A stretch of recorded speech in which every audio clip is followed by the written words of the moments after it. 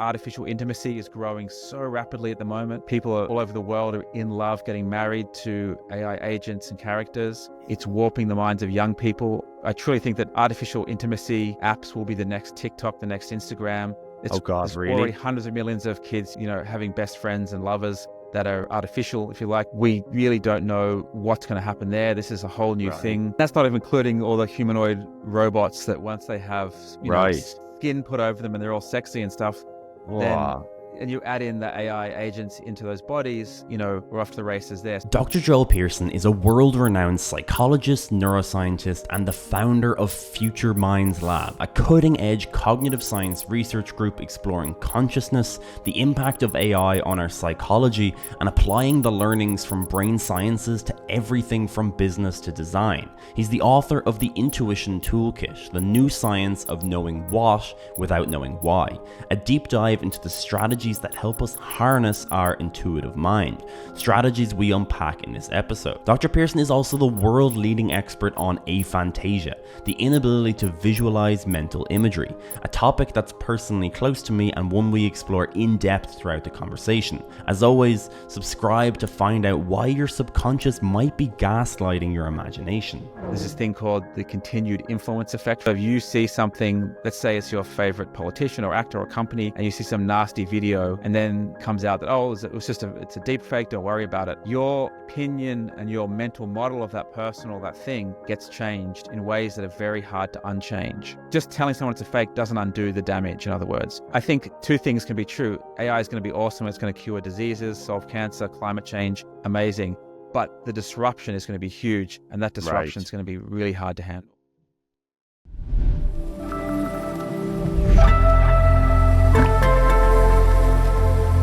Provide some context on some of the marvelous work that you do in your lab. What kind of context are we talking here? Like top 5, or why I do what I do, or talk roughly about the kind of work that you do in your science lab on a daily basis. We do. I mean, my lab's pretty unusual in terms of a psychology and neuroscience, cognitive neuroscience lab. We do lots of different things. So that's the first thing I'll say. So a sample of things we've done. We've done work with Parkinson's disease, looking at hallucinations and mental imagery. We've done work on intuition, mental imagery, aphantasia. Obviously, I'm pretty well known for that. That's sort of a bread and butter kind of topic. But we've done things into the microbiome, cognition, memory, all different types of memory, and other topics I'm blanking on right now. But yeah, I tend to let the lab, not always, but go off in unusual directions, kind of whatever I find interesting. If I have a graduate student, a PhD student who's excited about a topic, I'll let them deep dive into that and go off in a new direction. If it sort of covers some broad umbrellas of being roughly, something to do with consciousness, cognition, or neuroscience. So we've done sort of advanced brain mapping stuff, looking at the eigen modes of brain activity and things like that. So I'll say that first. So yeah, the lab does lots of different kinds of research and different topics. Also, before COVID, we sort of expanded the lab to launch this thing. We got a bunch of money from the university, and we started working with companies. So the idea was to get all the good sort of neuroscience and psychology research out from behind the sort of university walls into startups, large companies. And that took the form of doing research, assessing products and services, some workshops, some education kind of things across the gamut. So that was really trying to get this stuff out into the hands of the general public. So that's another thing. A bit less of that now. I still do that myself. I do, keynotes and stuff with large corporate clients. I write books and things like that. So, but more is a smaller sort of capacity now. Incredible. So yeah, that's the highlights reel. And I went to art school before all that. So I studied filmmaking, painting and drawing before doing a PhD. Yeah, I noticed that when I was doing research, and I thought that was very interesting. That's a very unorthodox background for a neuroscientist, right? You often see a very classical, like psychology or neuroscience or hard sciences into masters, into PhD, into postdoc, and then, you're into these hypothesis-driven grant projects, and, you're working in the same lab, usually on a very niche, very specific topic. But you've kind of gone a very unorthodox way, but it sounds fascinating. It sounds so interesting. How do you think your art and filmmaking background has really impacted the way that you do science today? I mean, the way I think about it, and it didn't strike me till afterwards. So even in high school, I was either in the art room or one of the science labs.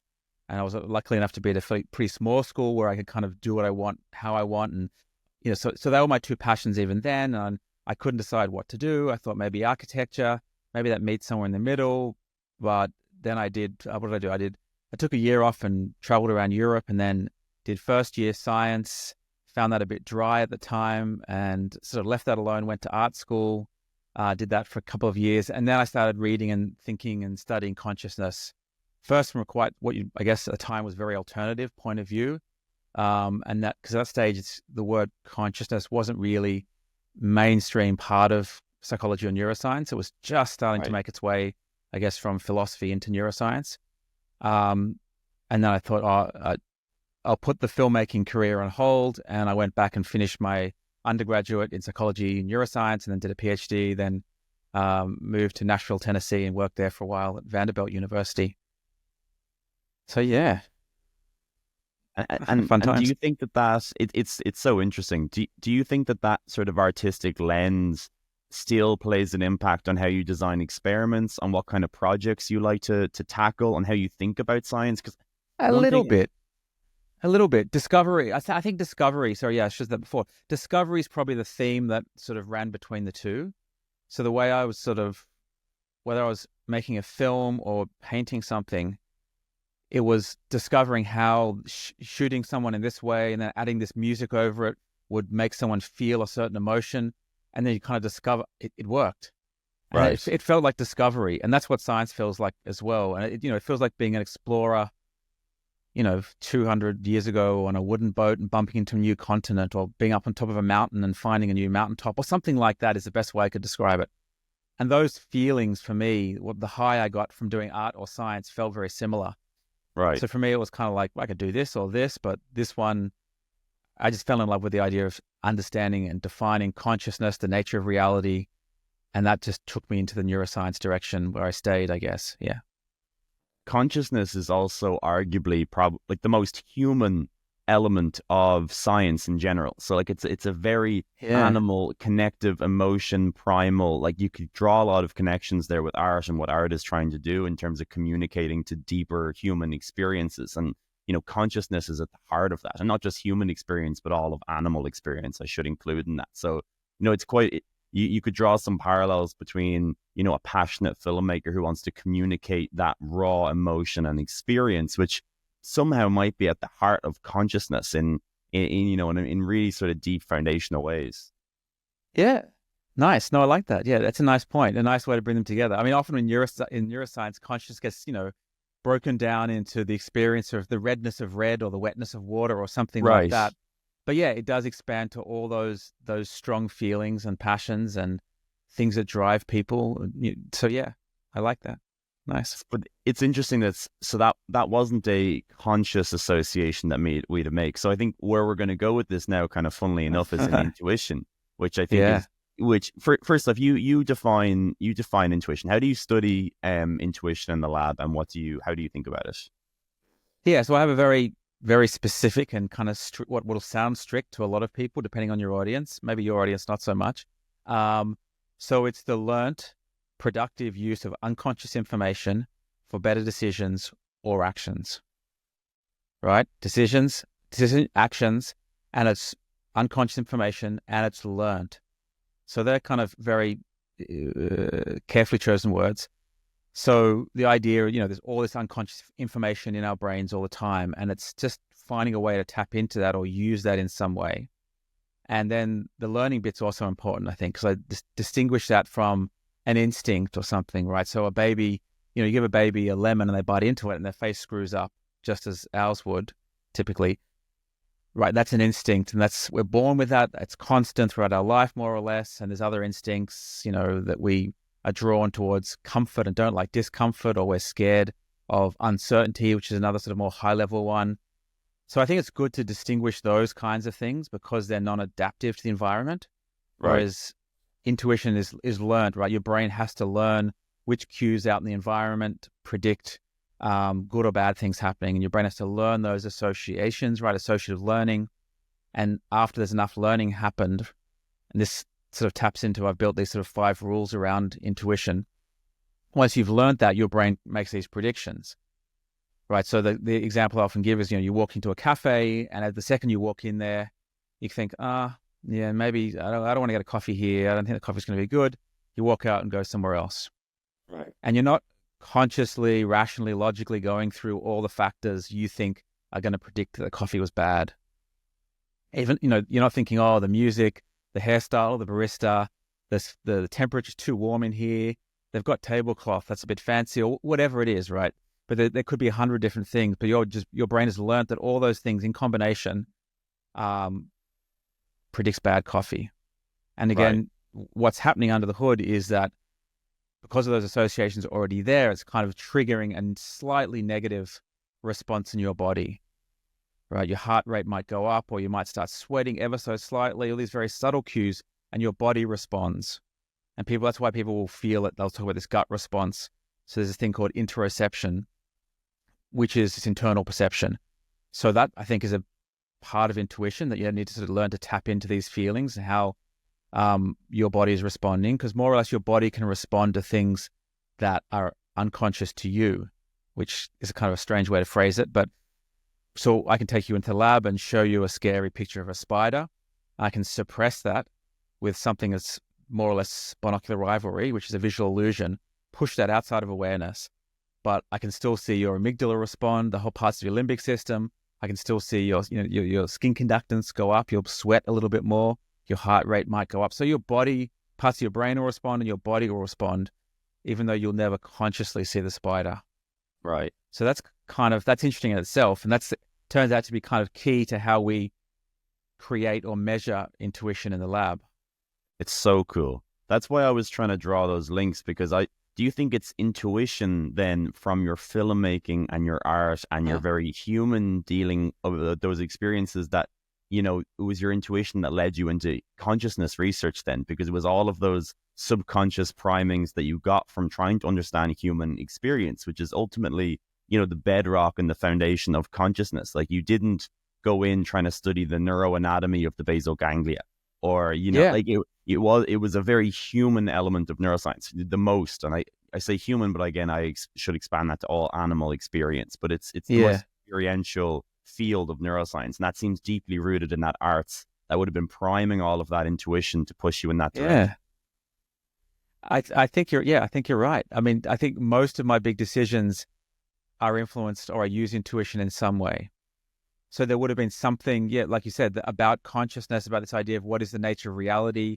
Right. Reality seems pretty subjective. How do you study subjective experience? Well, that's consciousness and all these things. And there's something alluring that just pulled me in. There's this idea that there could be these exciting discoveries there.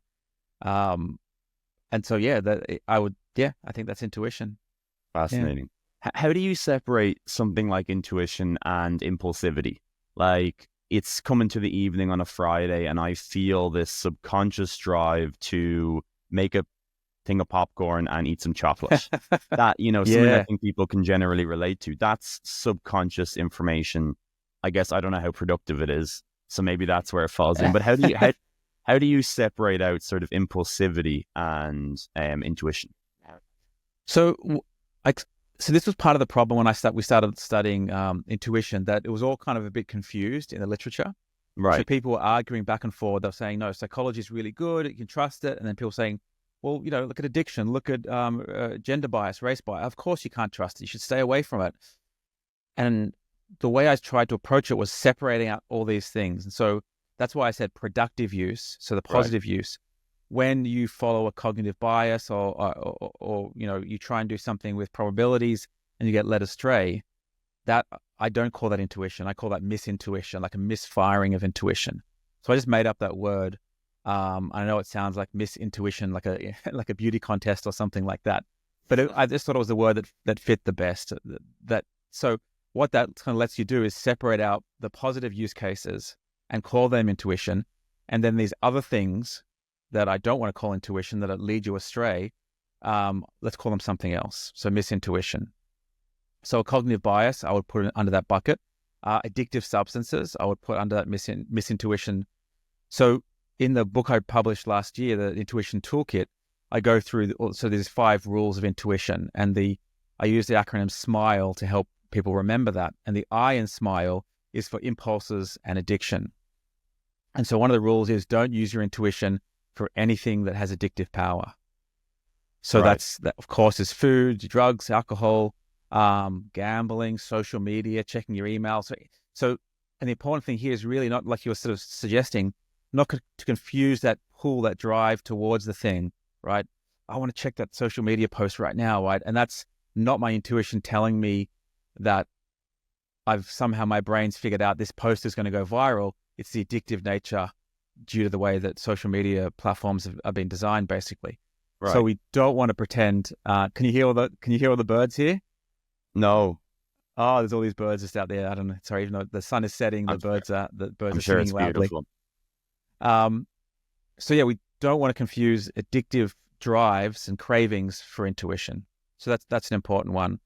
Another one, the S, is for self-awareness of emotion. So you also don't want to use your intuition when you're in highly aroused state, when you're emotional, really positive or negative, stressed or anxious, right? If you're about to get on the plane and you're anxious about flying, that's not your intuition either. That's something else. Unless you have experience, you're a pilot, you're a professional weather person or a mechanic or something like that, and you have expertise, and your brain has learned to connect different things about the plane or the weather, then maybe you could say it's intuition. But if you're just anxious about it, it's something else. It's an anxiety thing going on there. That's not intuition. So as you start to separate out these things, it carves you a kind of a picture of what intuition is. Right. And it also, you can use it as a guide to when to try and optimize or trust your intuition the most.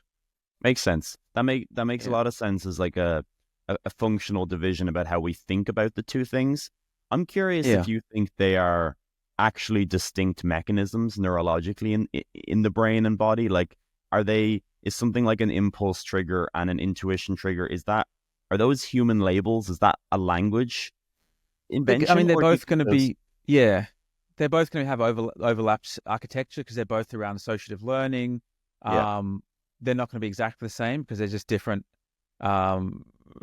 ways of reward and different learning systems, but there's going to be large overlap. So they are going to be both.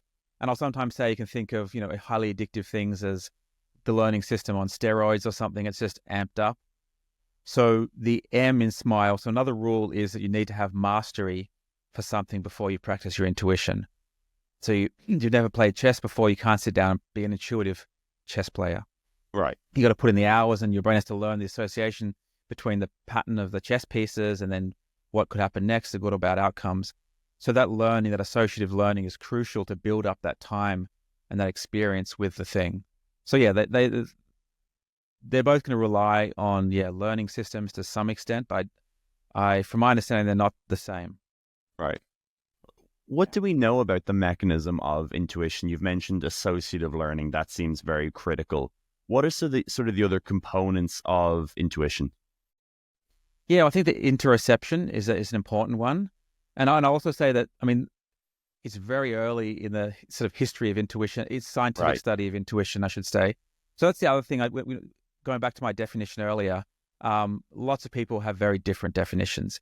And I don't want to go around saying that they're wrong. People feel that intuition is a spiritual thing, or that it's tapping into the blueprint of the universe. They have these kinds of strongly felt ideas about intuition. And I'm not saying what their ideas are wrong. I'm just saying that for now, I think this is the most practical definition we can have, both to improve people's decisions, but also to build a field of science around this, right? So we need to have a hypothesis and a definition of intuition so we can start studying it. And it's a working definition. We can change this as if we do discover something about the blueprint of the universe, then sure, we can just expand that definition. I'm fine with that. So in terms of the mechanism, I think that, interoception is important. So I think that explains because we do see big individual differences with intuition. Some people report they make intuitive decisions every day, and then when we test them in our lab-based test, we see they can utilize these unconscious images way more than other people. And I think part of the reason behind that is just interoceptive sensitivity. So some people can sit down they don't need to put their hand on on their wrist or their neck. They can just sit down and feel their heartbeat. They can tap it out like perfectly accurately. They can just feel it inside. Other people have no idea. They've got to struggle to find their heartbeat here. And so just feel, that's an example of interoception, feeling their internal body systems. So I think those kinds of individual differences have to play a role in intuition. And so if you're not very sensitive and your body is responding to unconscious information, you're just not going to notice that. You're not going to, therefore, get in the habit of using that information as a way to help your decision making. So I think that's a big piece of the puzzle. We know a fair bit about decision making. So there's lots of primate research in neurophysiology, also fMRI experiments, and they sort of both circle in on models, what they call diffusion models, where basically you model the parts of the brain as evidence accumulators. So they're accumulating evidence. You have, let's say, there's just two choices. You start in the middle, and as more and more evidence rises, it gets to some threshold, and then boom, the decision gets made, like a jury in a court case accumulating evidence for or against someone. So kind of like that. Yeah. And then in our first paper on intuition, we actually modeled the decision-making task like that, and then we could model the role of unconscious emotion from these unconscious images, which is just part of how we measure intuition. We could model exactly like that. So you could feed in these unconscious information into this diffusion model in the same way that people would normally model decision-making. So we think that something like that's happening in the brain that involves lots of different areas. So if you think about using your body and probably and your brain as a source to pipe in unconscious information into that decision accumulator in the brain somewhere, probably somewhere high up here, then I think that's a nice way to think about the neural architecture or the mechanism of intuition. Right. So everyone uses a certain ratio of conscious and subconscious information to either make a decision or prime behavior. And people that have maybe a more fine-tuned intuition or genetically hardwired, more intuitive system will just use a greater ratio of subconscious information to conscious information. Do you think that's an appropriate sort of way to think about it? Yeah, that's a good way to sum it up. But also the type of decision will modulate that. So when people have not much time, they're going to make a very quick decision, or the information is very ambiguous, then they tend to, and we see that this in our data, they tend to then turn to intuition more, or lean on the unconscious information if it's there. So you can titrate that by changing the type of decision as well. Are you an intuitive thinker, an intuitive decision maker? I think so. And people always find that kind of funny because they think scientists shouldn't be intuitive. But I use it all the time. And I'll often give the example of, I'll be reading or reviewing papers, and I'll often, even just somewhere in the introduction, sometimes in the abstract when I'm reading, early on, I'll get a sense or a feeling that, there's going to be something off with this paper. And I have no idea what it is. Right. And I don't necessarily question what's driving that feeling. And it's sometimes probably to do with the way it's written, or the words that are used, or the references that are in, like, it's probably a number of different things. Yeah. And then I just put that aside and keep reading. And more often than not, that sort of comes true, that feeling comes true, that I'll then technically find other issues or something I don't agree with or something wonky. And so I use it there. I use it in, like, I guess, like the example you had before of like changing my career, I guess, from art to science. I'll use it big decisions. I try and use it in little decisions. I'm a fan of people practicing it with smaller decisions first. Right. There's a common thing we see that people won't really say they use intuition, and then they want to get married or divorced or sell a house, buy a house, or move country, or take a big job somewhere, like these big decisions. Then all of a sudden the emotions come up and they start talking about, I got this, my gut's telling me to do this, not this. Yeah. And if you've never sort of realized that you can use your intuition like that, it's a bit risky to jump in the deep end. You kind of want to practice a little bit first. Yeah. Right. You should definitely be skeptical about your intuition in completely novel fields. Oh yeah. So that's part of SMILE. The only one I haven't touched L or E at the end. So L is just low probability. And that really sums up all the probabilistic thinking and how bad we are at trying to intuit and feel the answers of anything around probabilities or numbers. And there are all kinds of examples in psychology of that. Or there's the other kind of example where, like here in Australia, we see the occasional shark, right, when we're swimming at the beach. And the probability of seeing a shark, let alone having an encounter, let alone them injuring you, is so small. Yeah. And the funny stat here is that you're more likely to be injured by a kangaroo than a shark in Australia, right? And I believe it. I've seen some videos of kangaroos. They can get feisty with people. Yeah, those big dominant red male ones with a big muscly chest, they can get very. Yeah, I've been camping in situations where you've got like 15 of them all come up to the tent and they just all stand there and you're like, whoa, okay. Yeah. Terrifying. Absolutely terrifying. Evan, you're messing up my probability bit here. Sorry, keep going. No, all good. No, but typically people aren't as scared of kangaroos, right? Just like people are most likely to die from cardiac events, but they don't sit around worrying about that. But you're in the ocean and I start talking to you about sharks, I'll start, I don't know, humming the Jaws music, and people can't help but imagine the shark and get scared, right? So in other words, things that we can imagine, if you have mental imagery, can really cause activity in the limbic system and drive emotion. And once you're feeling that, probabilities are gone, right? You're just going to go with what you're feeling. So feelings can dominate probabilities, but we're just not good at. We don't experience low probability things like the link between how hot it was today and climate change, or the link between smoking and cancer, or these kind of things. You can't feel your way through these. You have to look at big data sets. And so there's a general rule there: don't use your intuition for anything around probabilities. Right. And the final E there is just for environment or context. So the associative learning behind the mastery for intuition is typically context specific. So if I learn things here in my home office, that won't transfer that well to down at the beach or in my office at the university. So when we learn things, the context and the space around us gets attached to that learning. Right. So does also the internal state of us. So if we're intoxicated, drunk, or highly caffeinated, that also will affect how the memory is stored. And so when it comes to intuition, as you change context environments, that intuition won't work as well. So you've got to kind of relearn it for a different environment. So that's the final rule there. And I'll often give the example there of Steve Jobs, who ran Apple and co-founded Apple. And he has talked and written about intuition. I went to India to study it and said he used it for Apple. Then later in life, when he got cancer, he made what everyone almost agrees is bad medical choices, and he put off surgery because he didn't want to be, invaded, and he had all these feelings. He tried some alternative things which didn't work. And most people say that if he had just gone the normal thing and just got surgery immediately, he would have been okay. So the idea is there that his intuition worked really well at Apple, but not so much at home when it comes to his health. Right. So you have to be careful when we take a person out of one context and put them in another, because that intuition won't necessarily transfer. Right. That makes complete sense. Does that mean that it's kind of impossible to say that one person is more intuitive than another because it's so domain specific? There might be some areas where they're incredibly intuitive and then some areas where they're not.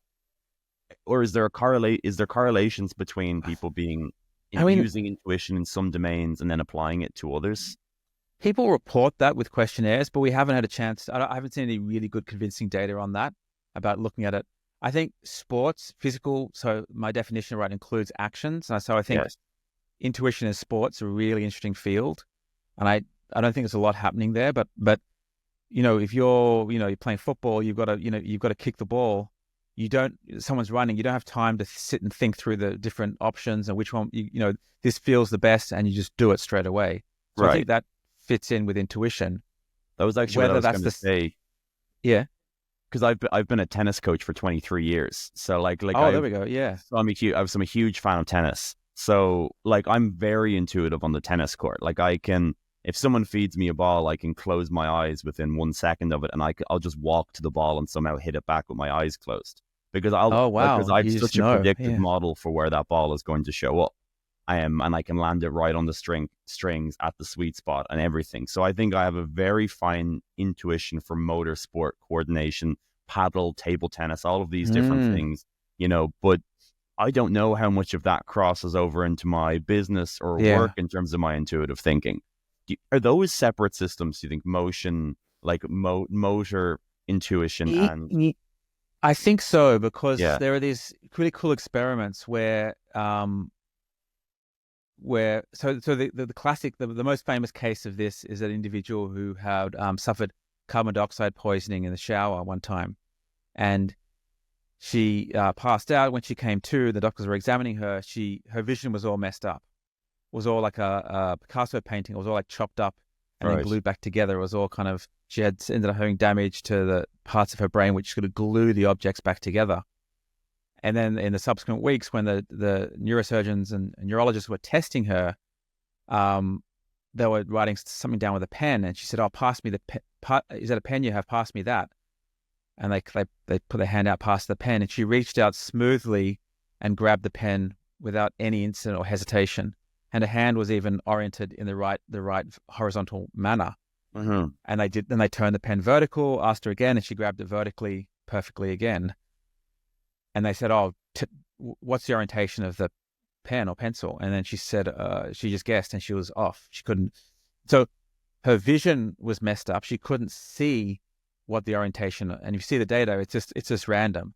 But every time she could reach out and grab the thing perfectly. Fascinating. So in other words, the action system in her brain, the motor cortex, was using the information, even though she wasn't consciously aware of it visually. Right. That's so And there cool. are a bunch of illusions like that are similar, where you see it, you see there's two circles, and you surround them by big or small circles, and you see them as different sizes, but when you reach out to grab them, you reach for the accurate size. So there does seem to be a difference. In other words, the action system, the motor system, has a different threshold of awareness, if you like, or what information it can use to the visual system. Right. So because of that, I think that has to lead to some differences when you're talking about these conscious, unconscious systems with action and perception. Right. That's a really cool example. If you ever get a lump of grant money to fund motor intuition, I'm your first research participant. I would love to help. I would do anything. That sounds so cool. Yeah, well, there is a thing. I remember seeing a thing about intuitive tennis. And who was the guy who was Ivanovic? Is that the guy? Evan, is that it? I can't remember his name. I think he was a famous tennis player, then he was a famous coach. Yes. I can't remember his first name. Yeah, I think So I think he was tapped. He was tapped in. He was doing something with intuitive tennis. There's intuitive tennis coaches. I've seen that as a thing, but I don't know a lot about it. But yeah, cool. So, do you think that intuitive people tend towards particular careers? Like, it's at first interesting abstraction. Yeah. It's I think again, I leap to intuitive people are clearly creative people. They have to be creative people, right? They probably are the artists, the filmmakers, the video makers. Now, does that come up? Do you see more intuitive people going towards different fields? I haven't seen. There might be data on this, but I haven't seen any convincing data myself. Interesting. I certainly know that males and females report using intuition a lot more than men do. But people link that to what's called like magical thinking.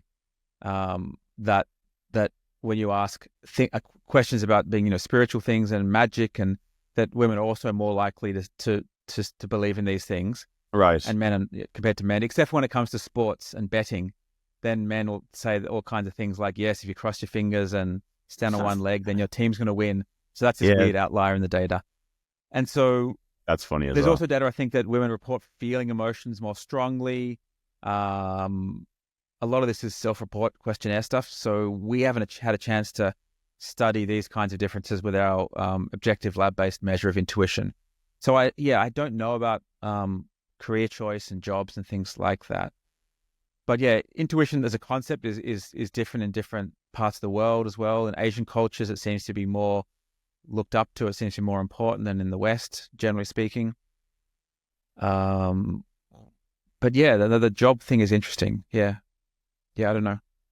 Do you think there's really any decisions that we make where intuition isn't involved? Because I seem to think, kind of one of the things that I've learned about the brain is that I don't really trust my logic of why I do anything. I always think that it's subconscious processing and then sort of prefrontal cortex rationalization, right? So I sort of guide my life in this idea that I'm pretty sure every decision I make I don't have the why behind it strictly. I have some ideas maybe, but it's sort of mostly this post-rationalization that my frontal cortex is constructing a narrative around it. Do you think that we ever actually truly make purely logical decisions, or is it always coming from subconscious associations? I mean, maybe sometimes, but I think you're right that most of the time we have no idea what percentage is what. Yeah. And there's all kinds of, we're biased in all kinds of ways, whether you look at time of day data or, doctors and judges make poor decisions in the afternoon. Judges make harsher penalties before lunch when their blood sugar goes down. There's all these. Right. I even saw something the other day about the day after the judges' teams have lost a game in football. I think it was in America. They do harsher penalties, and it's like insane, and they would have any idea, or our buying behavior in the supermarket, in the grocery store where you're shopping. There's these things are put at eye level, and the certain colors will jump out at you for certain. Right. There's a lot of science put into that. Not to mention all the nudges and things on websites. So all those things are controlling our behavior or taking away our free will, if you want to go in that direction as well. Yeah. And it doesn't feel like anything, right? When you're being manipulated like that, you don't feel it. It doesn't hurt. Doesn't make you feel sick. You have no idea. And I think you're spot on there that you'll unconscious things or whatever they'll be will drive your behavior. You'll do something, make an action, make a decision, and then afterwards you'll go, oh yes, no, I did that because. And sometimes you will never even do this, but if someone asks you, you'll come up with a post hoc story. I did this because it was the most logical thing, or I was feeling wild on the day and therefore I wanted to let myself loose, or you'll come up with a logical reason for that, but it's really sort of a narrative that you add on afterwards, I think. Exactly. Like, I think there's some select amount of the population that are Excel spreadsheet wizards, and they will they'll calculate the whole thing out, and then they will make a decision purely on the numbers. I guess that's one place where you could say that's unlikely to be intuition, although maybe intuition is impacting the way they do the calculations in some sort of abstract also ways. Yeah. But you got to say that almost all decisions we make are, there's probably a lot of subconscious priming. Do you think it's easy to say, is it possible to say that it's more subconscious than conscious? I think it would depend on the types of decision and how much emotion can play into it, or any of the drive, whether if it's around an addictive thing, drugs or sex or those kinds of things. I would say like 99% driven by things we're not necessarily aware of. But then when it comes to other things, like reading or write, like more certain high level things, probably less so. It does get hard to tease those things out. I mean, the other dimension of this that I love to talk about and think about is that it's important for us to have agency and feel like we made the decision. And there is some data to say that when people make more emotional decisions, they feel more satisfied with that decision afterwards than if they report doing it purely rational. Right. And as we're going to use AI more and more as, augmented decision-making world of AI personal assistants, or if you want to go to what's his name, Brian Johnson, the guy who he hacks his way into living forever or lives by an algorithm. There's an interesting space there about taking the choice away from people, because I don't think that's a very healthy thing. And in fact, we see with a lot of mental health disorders, a lack of agency in depression, anxiety, like people not feeling like you made a choice is actually associated with really negative mental health. Right. And so by taking that away or living by an algorithm, there's a whole lot of unexplored stuff there around, will that actually be bad for our mental health? I don't think we know the answer yet, but it might be. It's a really good point. It makes a lot of sense. I think that's one of the reasons why mental health depreciated so much around COVID. They felt like their personal agency and autonomy was taken away from them in the lockdowns. Obviously reduced socialization, a lot of features there, but I think people just didn't like being told that they couldn't have that agency to go outside. A fundamental freedom. It's important. Yeah, absolutely. Yeah, but I mean, we started studying intuition about a decade ago, and it's been a long journey. And I've finally it took a while for the going through all the data and the science and to put together this framework for intuition, and then from there to sort of extract these 5 rules to try to as a practical guide to try and help people make decisions. And it has been a really interesting time with different audiences in different parts of the world talking about this, where some people early on, I probably came off a bit strong with the, this is science and this is what intuition is this. We can explain it with all the science we already have, none of this woo-woo stuff. And some people, understandably, got upset with me being too pro-science. And then I realized that, who am I to say what they think and feel is wrong? And I never really meant to say that, but yeah. Right. I'm a fairly open-minded scientist. I try and take the approach almost like a venture capitalist. I think it's absolutely worth putting resources into things that are very low probability of working. But if they do work, they have the power to radically, as a scientific revolution or change something big. And I think we need to do more of that kind of science and less of the sort of parametric, sometimes replications, but just doing very small part, because a lot of scientists love solving problems. They don't care if they're small or large. For them, it's like doing a crossword puzzle. They just love the process rather than zooming out and saying, what does society need? So I sit somewhere, I'm not going into full startup world and trying to, change the world that way, but I'm kind of leaning that way, I guess. Yeah. Right. What are some other, you said 10 years studying intuition, which is phenomenally cool. What are some of the really interesting findings that your lab has made into intuition in 10 years, or realizations that you've had, or just things that you've uncovered while digging in that direction?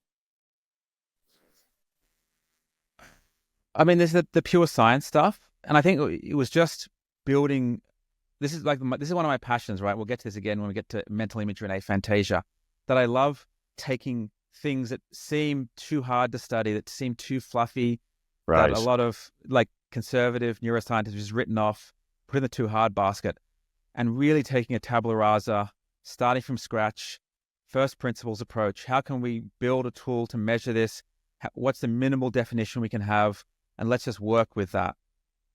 And that can take a lot of time because you've got to go through literature and figure out what are the basic ingredients, whittle it all down to the basics, and then rebuild it from there. And I think just that whole process of the fact that we can take things that felt too wifty-wafty, hand wavy up in the clouds, and we can figure out whole new ways of measuring it, like the technology of psychophysics, as I will call it, which I like to call a technology, just like technology in a phone, even though it's like a process and a behavioral thing that you do. I like to think about that as technology that can open up ways to measure the mind, right? Really objective ways to measuring the mind. So I wouldn't say maybe that was one of the more surprising, but that's just that whole process. I just think is beautiful, and it's underappreciated. It gets ignored because it's not fancy, cool, glowing neurons under a microscope or three-dimensional brains spinning or all the good, these amazing visuals that capture a journalist's attention.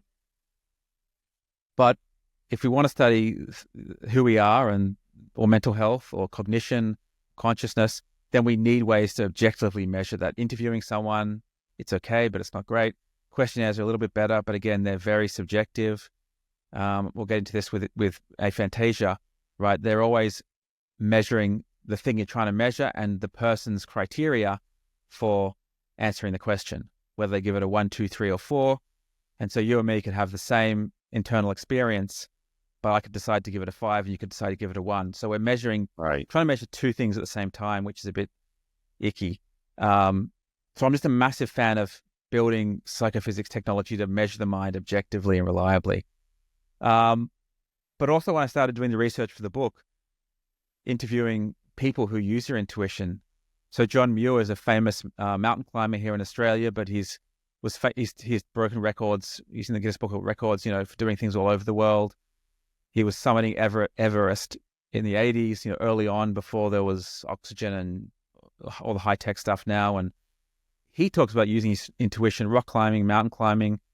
In the book, I have a story of him on Everest where he used his intuition, saved his life and one or two of his teammates, but not everyone because they ignored him. And I just hearing all the stories from different people, and even after the book that people have come out of the woodwork, that human side has really been touching. And that's been a whole new dimension that I didn't get doing science before then, because I don't do a lot of clinical work and clinical interviews. So It's been really nice. And similar with aphantasia, talking to people about their experiences of their life and how having intuition or not, or having mental imagery or not, has changed the way they see the world, what they do, how they make their decisions. So that has been really sometimes surprising, but really, So really cool. nice. That's Yeah. so cool. For people that aren't tackling daring mountains on a daily basis, which is something Yeah. that I think more people should do more often, and I'm a big fan of, what are some other areas where people can hone their intuition that you think will actually give them a big performance boost in life? Yeah. I'm also a fan of starting with small decisions. Which cafe to go to, which, like, very simple. What was your reaction when you met this person? But at first, taking the time and documenting, like even writing down, like I talk about in the book, to having a intuition diary or a spreadsheet where you try and use a couple of times a day. What was the decision? What did you feel? Where did you feel it? Was it in your chest, your gut, your fingertips, sweaty palms, whatever it was? What did you feel? What did you decide? And were you happy with that afterwards? And just sort of notice that process and try and absorb those 5 rules of intuition. So obviously don't do it when you're stressed or emotional. Don't do it with numbers or probabilities. And so follow those sort of rules and then build that up to bigger and bigger, more important decisions. Also, I think it's worth mentioning that some decisions you get feedback, instantly, like playing sport. Other decisions, you buy a house or something, you might not really get the feedback for a month or a year. So your brain, it's very hard for your brain to learn with these long gaps. You need a lot more experience and exposure with these long sort of delays between the feedback. So if you can reduce that, you'll learn a lot faster. So sport's a great one because you get the feedback almost instantly. Right. And also the question around the mastery and the learning, the question always comes up, how much learning? When do I have enough? And there's no easy one answer for that. The 10,000 hour thing is kind of just a made up number that came from some stats, like Malcolm Gladwell's 10,000 hour rule from one of his books. But with learning, it's not linear like that. It's not like you certainly need a certain number of minutes or hours, and that's always good. The stronger the outcome, the more emotional it is, then the learning can happen sometimes in a one-off, right? And you can think about PTSD, or learning, if someone gets really sick, food poisoning, or from drinking too much, they get turned off that food or that alcohol for months afterwards from a single night. So sometimes you just need if the outcome is very strong emotionally or very painful, unpleasant, then you don't need much experience at all. So there are 2 things to bring into the way people should think about it: is the stronger the emotion, the faster the learning, and the faster in time the outcome, the easier it will be to learn as well. Right. So, something that keeps coming to mind the more you kind of expand this intuition framework is flow. Flow is a state that I've been very interested in for a while, and it's kind of all about this state of confidence and competence where you're not thinking particularly about your decisions. It's just flowing. It's just natural. It's just coming out of the fingertips. If you're typing or if it's playing tennis, you're just swinging and there isn't a logical process. It seems like almost a 100% intuitive state where you're just harnessing that power. Time has disappeared. Have you thought about flow? Have you studied flow at all? Have you thought about sort of the links between intuition? We've done a little flow? bit of work. Did we publish? No, we didn't actually publish anything on flow, but we have done some experiments on that, because I think it's a fascinating thing, right? And the fact that we lose track of time. Yeah. We can't track. We just don't know what time just flies by, and we also tend to lose self-awareness, or not consciousness, but self-consciousness. If you're playing a game or you're in sport, you'll forget that you're there doing the thing, right? It's just the flow of the thing that you're trying to do. Yeah. And you forget that you're there and time doesn't matter. And so certain things just disappear. But yeah, that's interesting. It's like, tapping into the pure, almost unconscious, intuitive part of the thing, whether it be an action or a decision, whatever it is. That's an interesting, I like that. I hadn't actually thought about calling flow that, but I kind of like it, because they sound so similar. I read a book called Becoming Superman. I'm going to forget the name of the author, but a big flow researcher. And I know flow is I've heard of that book, Stephen Kotler is his name. Oh yeah. Uh, and he talks about all of these. He actually talks about mountain climbers, and he talks about skateboarders who are, leaping over the Great Wall of China. And, there's probably not much logical processing of information going on when you're doing that sort of thing, because the Yeah. speed it's just too fast. And they talk about, in these states of, extreme danger, and where just the moment you're so in the moment, it's 100% basically intuition and instinct rather than any sort of logical thinking of decision making. It's all just experience, competence, and confidence driven. And it sounds so similar to what you're talking about in the intuition framework. It does, doesn't it? Yeah. And I think there's some data to suggest that you can get in a flow state from doing one thing and then quickly change to another task, and you can kind of hang on to that flow state. Right, so you can kind of cheat, right? You can go off and do surf for half an hour, get in a flow state or rock climb or whatever it is that does your thing, and then, I don't know, come back and do some work quickly. And apparently that flow state like sticks around in your brain a bit. I didn't know that. I remember hearing that, and that seemed like a really cool hack or whatever, kind of thing people could do. But yeah, I mean, like intuition though, I don't think we know. I mean, a lot of people are studying intuition, but I haven't seen, again, really good neuroscience on this. I think it's an early field, just like intuition's really an early field, and it's going to grow a lot in the next few years, I think. But I really like that. I'm going to steal that, Evan. I'm going to start using that. Thank you. Please do. I would be so interested in if someone was very tuned to getting themselves into flow states. Is one of the primary things they're doing in that state is actually harnessing their intuition. They're building better models for confidence-driven behavior in those 3 hours. Because again, you're not sitting there and really logically thinking about things. It's just flowing out of the fingertips. It's just automatic. It's beautiful. It's seamless. People can say it's almost psychedelic. It's transcending.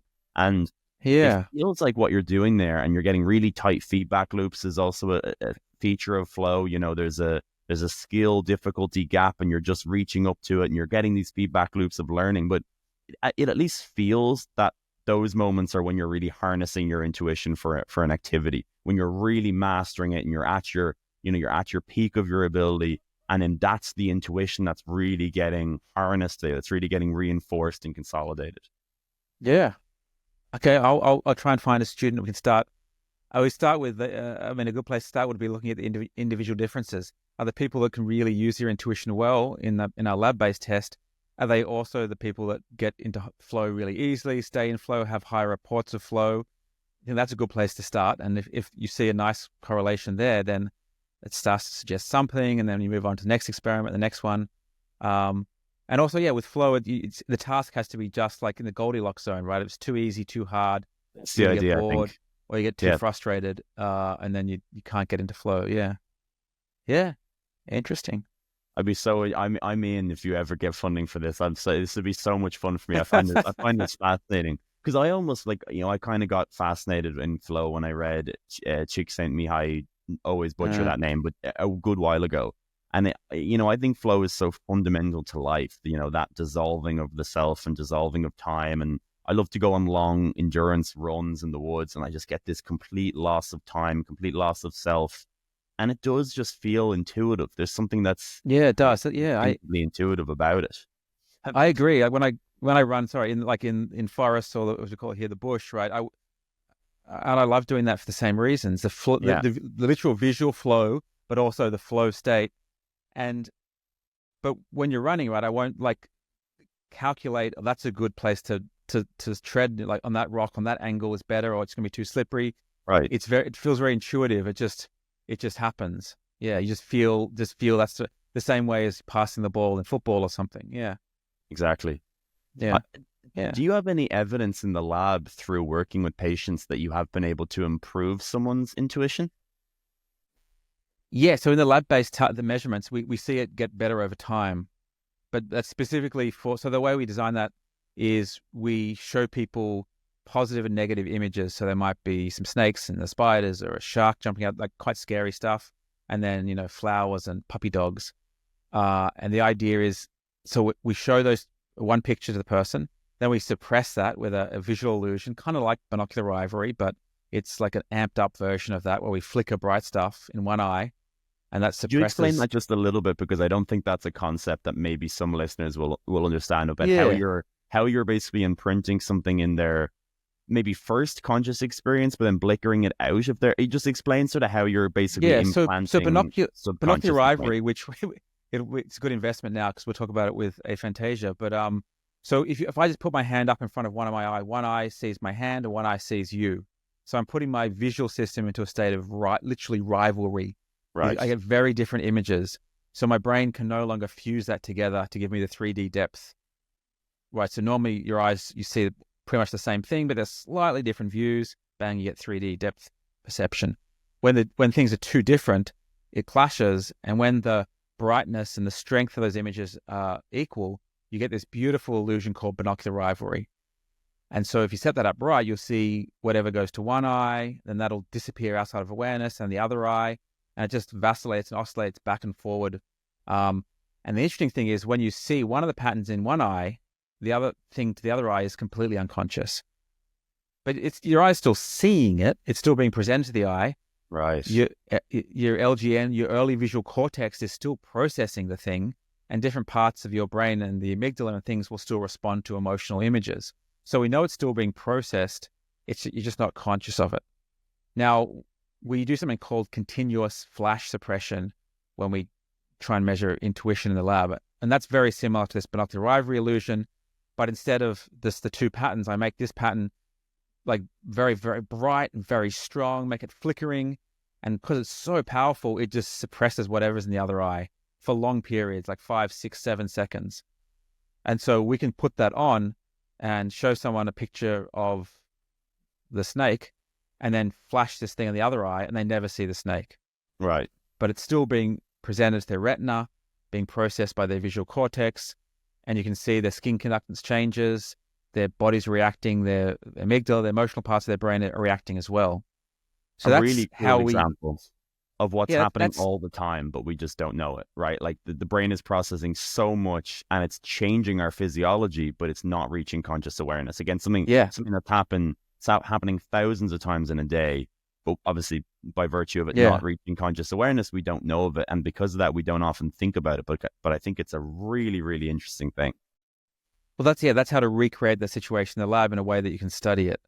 Yeah. So when we were trying to design this thing, taking a blank slate approach at intuition, that was one of the ingredients. We needed. How could we get unconscious information into the brain that we could control? And that was that first ingredient. So we got that part of it, so we can pipe that in. People don't even see it. And at the same time, all we have on the screen is this cloud of little dots.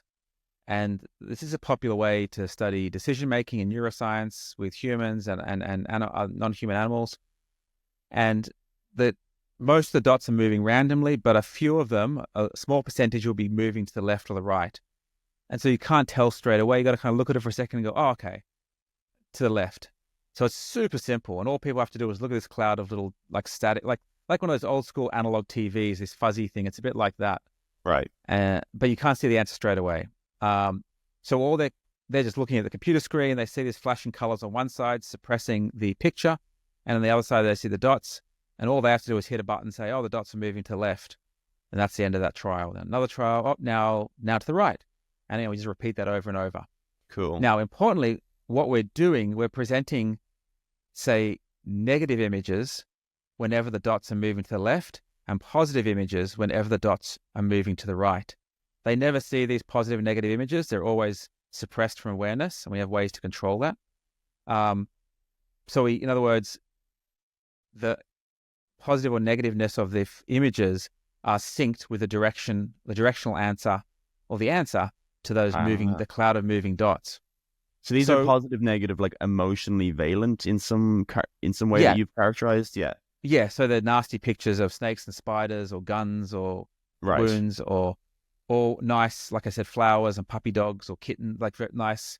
It's hard to have, very, very super strong, nice things, but we did our best. And so if you think about it, if those images were not suppressed, you'd learn that every time the dots move to the left, the valence of the images gives me the answer, but they're unconscious. So they have to learn that without consciousness. Right. And so that's what we see so the first few trials, they don't know this relationship. Their brain hasn't learned it. So it would be very strange if they could use that unconscious information straight away, and they can't really.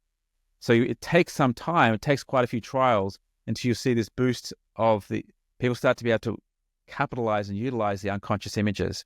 So that's cool. So we see that learning. So by definition, we Really can track cool. that learning over time. And so people do learn it while they're in the lab, and we can see that learning happening. It's a beautiful, beautiful experimental paradigm. I don't want to say simple because it's extremely complex in what it's doing, but it's quite simple to understand and just a beautiful idea. You can actually see someone using subconscious information in their decision making. I think that's really, really, really cool. Yeah. Oh, thank you. And yeah, it was, that's what I mean by like bolting together things and making psychophysical technologies to measure the mind. And then we did computational mathematical modeling of the decisions, and you can then put a thing on someone's finger and measure how much they sweat, this skin conductance. So this micro changes in sweat, very, very small changes. So the electrode just runs a current over someone's finger. But you can see the difference between if they're unconsciously being shown a nasty image of a snake versus a puppy, that skin conductance is different, even though it's unconscious. Right. And so you can put that, you can measure that at the same time and see that what they're doing is utilizing that emotional response based on the skin conductance. And you can put that into the mathematical model, and it all works out in terms of understanding the way the brain is accumulating that evidence that we talked about earlier. Cool. So you can learn a lot then from that rate of learning. Like, how many trials does it take for people to build that association? Would you say that's a strong approximation of intuition? I know we talked about domain specificity. So if it's just this domain, but can you make, if somebody, it takes 10 trials to learn that association, is that a proxy measure? We haven't done that. We haven't looked. We've looked at the individual differences, like after you go through that learning period based on this bit, but we haven't looked at the slope. Have we? No, I don't think we have. We haven't looked at the slope of the learning function to see if that can explain these individual differences. I would be so interested. That's a nice idea. I like that. Yeah. Again, get me into your lab, Joel. I'm ready to work. Did you do a PhD, Evan? I can't remember. Sorry. Did you do a PhD? I didn't do a PhD. I actually just started. I ran a startup after college for a few years, and now I'm doing this full time. What I would be fascinated in learning is if someone's subjective rating of their own intuition on a scale is correlated with the rate of trials that it takes to start learning associations. As in, do people have an idea of their own intuition, and does it actually relate to the amount of trials it takes for their brain to start making those subconscious associations? We haven't done it with a learning function, but it does work. So we've done things where you give people there's a bunch of questionnaires you can do to assess how people make everyday decisions in their lives. How intuitive do you think you are? And then you can categorize people into intuitive decision makers, rational, or group in between. And so if you take those people and then run them on this lab-based intuition measure, you see that the people who say they make everyday intuitive decisions in their life they utilize those unconscious images a lot more than the other groups. Interesting. So there is there's a bigger the benefit they get is much more. So it does seem to be, and this is important because it does link through to everyday decision making, and the feeling of using intuition in everyday life does seem to be related to this lab-based task. So cool. I really find this fascinating. How much variance have you seen the variance in how many trials it takes to get somebody to form those associations? As in, are there people that will do it way quicker than others because they're just that more? Yeah, there are differences. Yeah, I'd love to parse this apart by occupation. I think it's like 20 trials or 15 to 20 from memory, but I haven't looked at the learning functions in those data for quite a while. Have you done it yourself? From memory, I could be wrong. What's that? Have you done it yourself? Oh yeah. And did you find were you above average or below average in terms of how many trials it took you to form those associations? Do you remember? We've never graphed like as a distribution based on the number of learning trials, and that's what I think. I think that's a great idea. Yeah, that's the measure that's super interesting to me, is Yeah, how the many learning, trials it takes unconscious people to learning. start Yeah. forming that associations. Because I'm really curious what the variance in the distribution will be like. Are there some people that can just for some reason form that association so quickly, and then some people it takes ages, and it takes 30, Yeah. 40, 50 trials? And then what might be the differences there? Or would they tend towards different personality traits, different occupations? Like, what are those things correlated for? What are the implications in real life? Sorry, I'm getting excited No, about these no, I ideas. I think they're cool. preaching to the choir. Absolutely. If you have a bunch of money and you want to fund some studies, Evan, Well, I don't I'm have a down. bunch of money. I have one of those things. I have lots of ideas and absolutely no money to fund them, but it's so cool. I really, really like the work that you do. I think it's so fascinating. Let's Yeah.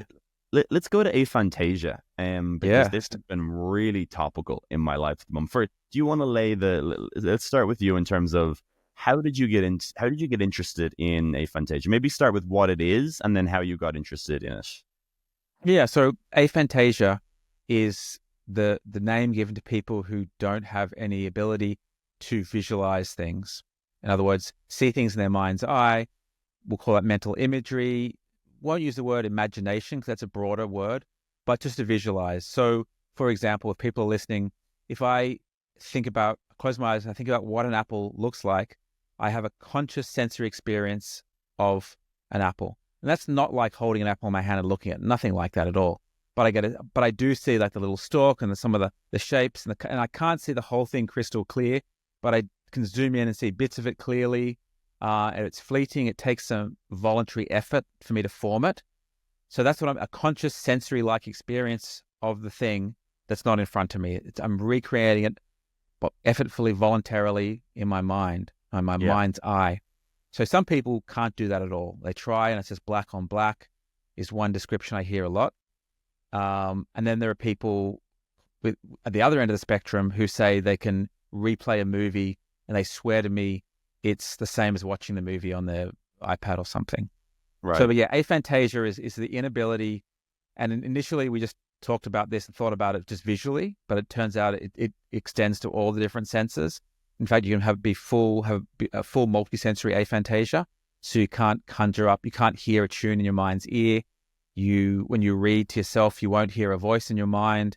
You can't recreate the smell of, good coffee or something like that, or Right. wine. So it applies to all the sort of senses, if you like. So that's the definition of aphantasia. And actually, interestingly, we've known about aphantasia for, well over 100 years. So there's a paper from Francis Galton in 1883, and it's very famous. He got all his friends and colleagues and basically wrote a questionnaire and said, what did you have for breakfast? What does it look like in your mind's eye? And he kind of discovered that some people that he knew just said, what are you talking about? I've got nothing. I can't imagine anything. So that was the first documentation of this. And then there was a few studies over the sort of the 20th century. And it wasn't really till 2015 that someone gave this condition, a name of aphantasia. And then with a name, it kind of took off in the public sphere.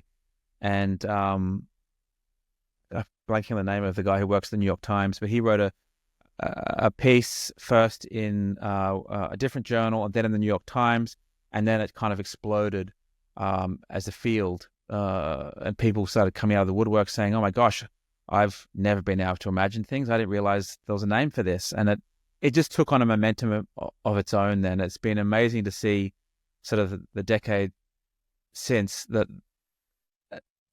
So I've been studying imagery since, I don't know, 2007 or so, 2008. So, and back then, almost there's a handful of people studying mental imagery. Again, like intuition, it was thought it was too hard to measure accurately, had to use questionnaires. And people, even when I was young, gave me career advice not to study it because it was too difficult, it was too fluffy. Yeah. They said study visual perception, something that's, that you can control, and it's, but I just thought, no, it's too interesting, this ability to conjure up like a hallucination, this conscious experience inside and control it. That's a way to study consciousness for one. And I thought, no, if we can figure out a way to study this, it's worth the sort of payoff. But my path into that was actually, the initial thing was actually accidental, as often happens in science. So I was at Vanderbilt University in Nashville, Tennessee, and I was programming an experiment to look at binocular rivalry, the thing that we talked about earlier. And we were going to do transcranial magnetic stimulation. The thing where you put this little tennis racket thing on your head and it goes click, and it uses a magnetic field to stimulate neurons inside the skull. And I was putting binocular rivalry on, and then I was taking it off. And for I didn't know why, I thought, I'm going to try and imagine one of these binocular rivalry patterns. So there was a red and green pattern, and I imagined the green one, and I flashed the binocular rivalry on, and I saw the thing that I imagined. I was like, oh, it's coincidence. So I keep going. I'll do it again. Did it again, and I imagined the red, then I saw the red, and I was like, what? This is crazy. And that just took me off in this whole other direction, I guess, with the topics or my career or how to study mental imagery. The fact that using this visual illusion, binocular rivalry, you could see that what you imagine, the content of your mental imagery, changed how you saw the world. Incredible. It changed visual perception. And then that was what blew me away at first. But then a little bit later, I realized that, well, actually, this is what we need to study mental imagery. It's a measurement tool as well. So we can use this binocular rivalry illusion as a way to more or less objectively or indirectly assess someone's mental imagery strength, so you don't have to just rely on a questionnaire. It's so amazing. That's a beautiful trajectory into it. I'll explain why it's so topical for me at the moment. So I just did a podcast with Dr. Russell Hurlburt. He's actually the inventor of the experience sampling method. So he'll send you a beeper. Oh, yeah. He'll send you a beeper. It gets a random beep at a point in the day. And then the idea is 1 microsecond before that beep, you have to relay your inner experience. Were you speaking to yourself? What words were you speaking? Were you visualizing something? What were you visualizing? What colors, what shades, as much detail as possible. And then he will kind of dig deeper into that in an interview style and ask you about your experience. And one of the things that he found is that people have basically no idea of their inner experience whatsoever. People can be radically wrong. And people would come to him saying, I have 100% inner monologue all of the time. I'm constantly speaking to myself. And then they would do the experience sampling with Dr. Hurlburt, and they would realize that actually they barely do it at all. And in some cases don't do it at all. Huh. The That's reason cool. it's so fascinating. I love all of this. The reason that it's a personal thing for me at the moment is that my sister works with me at the company, and she was editing the podcast, and she realized while editing that she is full-blown aphantasia, fully blown. While editing the video, she was closing her eyes and she was trying to picture the apple, and she called me and was like, this aphantasia test, like when they get you to close your eyes, you don't actually visualize an apple. Like, you can't see it. And I'm like, no, I definitely see it. Like, I can even push a bite in it. This bit's rotting and this bit's shiny, white background shade. Like I can change the image. And she's like, I can't do that at all. I can't. Yeah. She was it was black on black. My sister.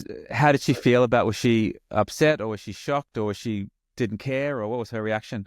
I think genuinely still processing it. This was 5 days ago, so it's really, really new, and both of us are kind of blown away by this, because my sister's a very creative person, highly creative. Went to design school and started a jewelry business out of college, and always making things, always drawing, always painting, always sculpting. And she's 31 now. She never realized until the age of 31 that she has never been able to visualize anything she's creating, like anything she's produced. And incredible stuff. She's really talented and incredibly smart. But it blows my mind that she's been in the creative process, creating something thousands of times. And it never once occurred to her that she can't envision the endpoint. It's like she doesn't know where she's going. And then we started talking about all these different things, like, does that actually enhance the creative process? Because I can visualize and I'm trying to draw what I'm visualizing, but I'm crap at drawing. I'm rubbish. I'm terrible at it. And I wonder, is it Yeah. because I'm trying to sketch something from my mind and trying to correct where she's kind of unbounded in that she's unconstrained by anything and she just lets it flow. But I'm just it's fascinating to both of us that she went 31 years and now it's kind of this mind-blowing thing and she doesn't know how to deal with it. And I have a few questions that she wanted to ask you, but is this a common thing for people to go 30 years and not realize they have something like that? How can that be possible? It's not to diminish your sister's experience, but I hear it a lot. And every time I give a public talk with a large audience, there's always a few people that come up to me afterward and they're kind of like, wait, no, what do you mean? You have an experience? I'm like, yeah, I can. And they say, what? It's like just seeing the apple with your eyes. I'm like, no, it's different. It's weaker and it's fleeting and it's this and it's that. And they're just thrown off by it. One of the most common ones is people will do a meditation course or meditation classes, and the teacher will be saying, now visualize this thing, and they'll keep trying and they'll get more and more annoyed at the instructions and they give up. That's a very common one. But yeah, people in their 20s, 30s, 40s, 50s, 60s, 70s will hear about this and they'll be like, that's me. And they some people are not too rattled by it. Some people will get really rattled by it and then they'll start blaming lots of things in their life, why they weren't more successful, why they didn't get a raise, or why they couldn't do this or that, why they couldn't be creative. Right. They'll blame a lot of things. So far, the data we've seen doesn't really suggest that being aphantasic is a reason, you're not creative or you couldn't do this or you didn't get. It doesn't seem to have that much of an impact in people's lives, except for when it comes to anxiety and stress and these and emotions. That's one area where there is really clear differences. And a few other, we'll get to that, a few other areas as well where we do see differences. But in lots of other areas, we don't see that much difference. Yes. And what it seems to be, so we've studied different types of memory, like episodic lifelong memories, and there are differences there that people who have strong imagery or typical imagery will remember events a long time ago and be able to recall more detail. And of course, they can picture that event in more vividness and things like that. But again, it's not catastrophic. It is significantly different, but it's not like there's no details in the memory of someone who has aphantasia. Working memory is somewhat different, but if you just look at performance, they're really in visual working memory, things look about the same. But if you start probing that, if you start trying to disrupt their visual working memory with flashing things on the screen, if people are using imagery, they are susceptible to those kinds of disruptions. People with aphantasia, not so much. Interesting. So what that tells us is that they seem to be doing something different, have a different strategy, and probably use slightly different brain areas to achieve the same outcome. But they're so well practiced at it because they're doing it all their life that if you just look at performance, it looks about the same. And so that's one thing we've learned, all these experiments where you're trying to look at the effect of having imagery or not on someone's life or their cognition.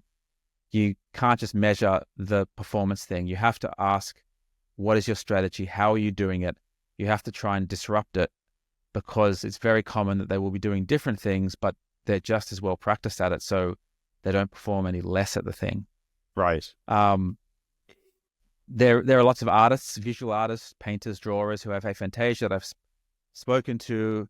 I've sat down with them. I've got them to draw an apple, and they'll draw a beautiful, perfect apple. And I'll say, well, could you visualize the apple before you drew it? No, I can't. Or how do you know what to draw as you're drawing it? And they say, well, I do know what an apple looks like. I just can't visualize it. Yes. And I know how to move my hand. I see the pen mark or the pencil mark on the paper, so I adjust it as I go. But people with strong imagery can also draw beautiful apples. And so it doesn't seem to be a strong factor there. Yeah. We have data we haven't yet published looking at all these measures of creativity. So these are these sort of divergent thinking tasks where they, tell me as many different and unusual uses of a brick and you have 3 minutes or something like that. We've run all those. There doesn't seem to be any decrement. There's certainly no decrement if you have aphantasia and all these typical creativity measurement things. Yeah. So I don't think there's any data really that suggests that people should be less creative or are less creative if you don't have imagery. Yeah. Like I would, now it's hard to know if this is just causal or not, but like in my sister's case, like again, she's marvelously creative. She's constantly making things in many different domains. She had a moment, we were talking this morning, and she had an interesting moment where she was in class. She's also a teacher, and she was drawing something on the board, and she paused for a moment because she realized that this was the first time in her entire life that she was drawing something, and she was consciously aware of the fact that she couldn't visualize what she was drawing. Oh, yeah. And again, someone who's been to art school and drawn and is a fantastic drawer. And she kind of just stood there shocked for a bit and was like, this has never happened before. I can't visualize it, but this is the first time I have awareness of that. And she ended up drawing it because it was just a peg, but she realized she drew it upside down. And again, it's the first time that she's ever been aware of the fact that she can't visualize it, which I thought was groundbreaking. And I don't think this has been very negative for her. It's a little bit confusing. She's trying to understand things, understand how it's affecting her, and understanding what it means. I think some of the things that she's probing in and is kind of curious about is her memory. You know, she's traveled a lot, and she was telling me about her experiences hiking Kathmandu and being in Nepal. And she was saying, I can feel it. I know that I went there, and I know that I experienced it, and I have rich ideas of that experience. Like I have a rich feeling of that experience, but I can't visualize it. She loves taking photos. She was wondering, is that sort of an adaptive strategy that she subconsciously made because now she can look back at photos? But she is really questioning her memory and like trying to really understand what the implications of it are. Can you talk a little bit more about like memory and aphantasia? Like, how do people with aphantasia have memory? Because she says she feels it, and there isn't. This is kind of where science and language fails to describe that right a bit. But she's like, I richly feel it. Yeah. So I mean, we like I said, there's a few studies looking at the episodic, which just means lifelong memories. And like I said, there are significant differences, but they're not huge. Again, so the question is, and the same when it comes to the working memory, visual working memory, if you don't have imagery, then what are you doing and how are you remembering and what is the format of these things? And I think it's not a single answer for everyone. Right. So certainly when we ask all these strategy questions with visual working memory, we get answers about sort of like semantics and ideas. We get answers around mathematics and geometry and orientation and these kinds of things, symbols. So I know a lady here in Australia who was one of these sort of world memory champions. And she's written books sort of teaching people how to use now she's, the memory palace technique. Right, You've heard of that? Yes. Now, she has aphantasia, so she can't do a memory palace. But interestingly, she naturally developed what she calls like a landscape method, where she uses the sort of the mapping of her suburb where she lives, the streets and the symbols, where she knows where houses and trees are. So a spatial layout, and she puts her memory items in this spatial layout. And so interestingly, we know also from the studies we've done in other groups looking at aphantasia that spatial capabilities seem to be completely normal, fully preserved. Interesting. So why someone can't imagine an object, the spatial memory, the spatial orientation is all still there normally. So for her, she's developed this spatial way of logging things in memory, and so then she can reproduce all the cards in however many decks they do in those competitions. So I think the answer is kind of, it's a little bit bespoke in terms of different people will have different strategies. We call them compensative strategies they've developed early on, and they've just practiced that over and over. And that particular strategy they've got very good at, and so it feels natural. And now because it's not pictorial and depictive and doesn't have all the objects like in a picture, some of the objects may get left out. And that's, I think, why we see the differences in these sort of number of objects recalled in these sort of interview memory tasks that we do.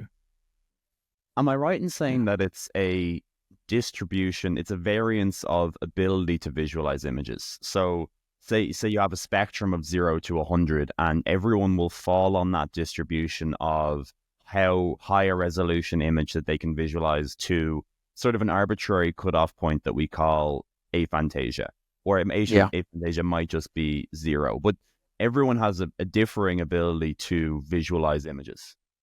Yeah. And it does seem to, at least the middle bit of that seems like a normal distribution. So most people fall in the middle somewhere. Now, the big question that I don't think we really have an answer for is in this example, is 0 and 1, what's the difference between 0 and 1? Right. And is that still, should 0 be part of the spectrum, or is that a categorically different thing? And I don't really we haven't got the answer to that really. And the same at the other end of the spectrum, we get this hyperphantasia. There's some other interesting things happening at that high end. And in fact, very strong imagery is more closely related to PTSD, Parkinson's disease, schizophrenia. So neurological and mental disorders are more associated with very strong imagery than aphantasia is, interestingly. And I know people with strong imagery who get sort of reality imagery confusions, and they'll literally think that they've had the conversation yesterday with someone, but they just imagined having it. So they will really not be clear whether they did the thing or just imagined doing it. The imagery is that strong. So I think those kinds of things are going to end up being an interesting way to categorize things at the top end of the spectrum. Yeah, but we don't know whether 0 is different to 1. Do you think it's fair to say, has it been proven out that people with aphantasia likely have less predisposition to things like schizophrenia or any of those things that are correlated with hyperphantasia? Has that been parsed apart, or is that not, you're not able to draw? We don't know.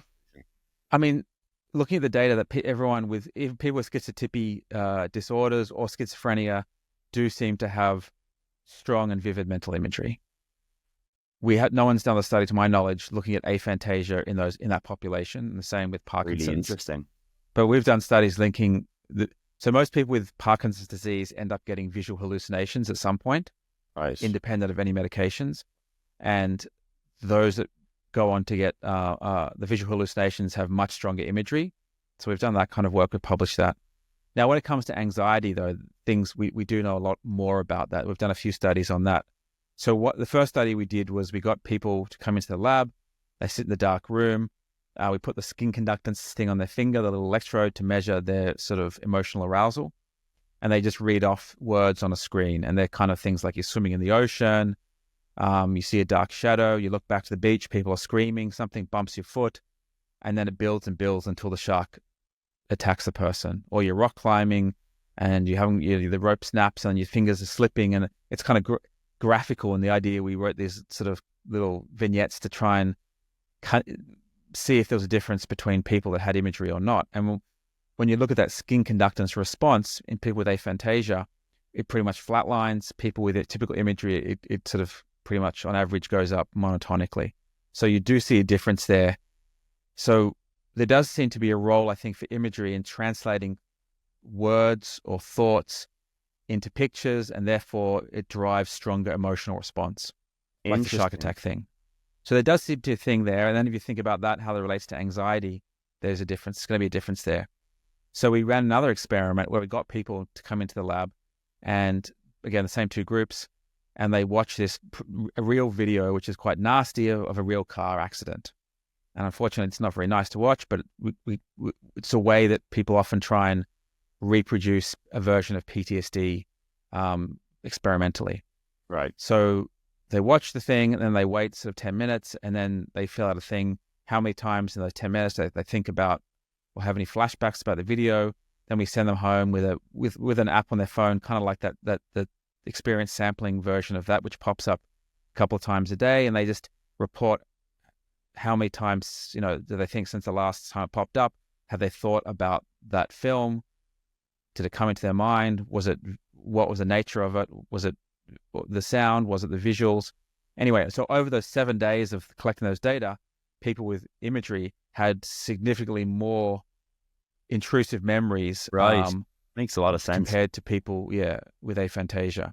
And they were more emotionally affected by those intrusions than those with aphantasia as well. So the people with aphantasia weren't at 0, they still had them, but they were non-visual and they were less emotionally upset by them. Makes complete sense. Makes complete sense. Like I would, yeah. At least one example, my sister is, I don't think she's always had very positive mental health. I don't think she really glooms on the past very much.